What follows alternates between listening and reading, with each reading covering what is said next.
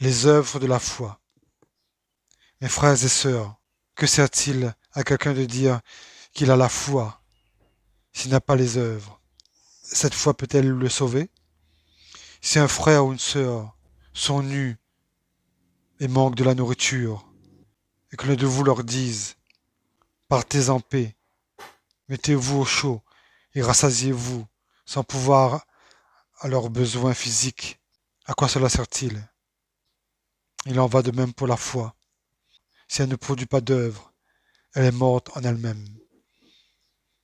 Mais quelqu'un dira, toi tu as la foi, et moi j'ai les œuvres.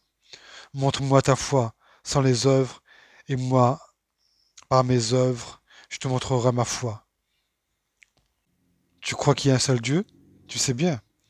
Les démons aussi le croient, et ils tremblent. Que la loi sans les œuvres est morte.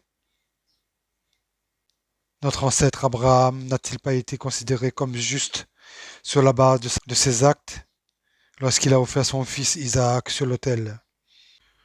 Veux-tu reconnaître, homme sans intelligence, que la foi sans les œuvres est morte?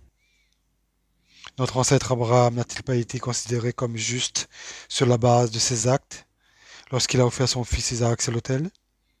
Tu vois bien que la foi agissait avec ses œuvres et que par les œuvres, sa foi a été menée à la perfection. Ainsi s'est accompli ce que dit l'Écriture. Abraham eut confiance en Dieu et cela lui fut compté comme justice.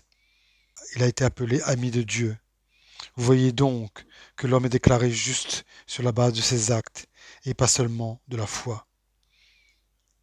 Rahab, la prostituée, n'a-t-elle pas, de la même manière, été considérée comme juste sur la base de ses actes lorsqu'elle a accueilli les messagers et les a fait partir par un autre chemin pour les protéger?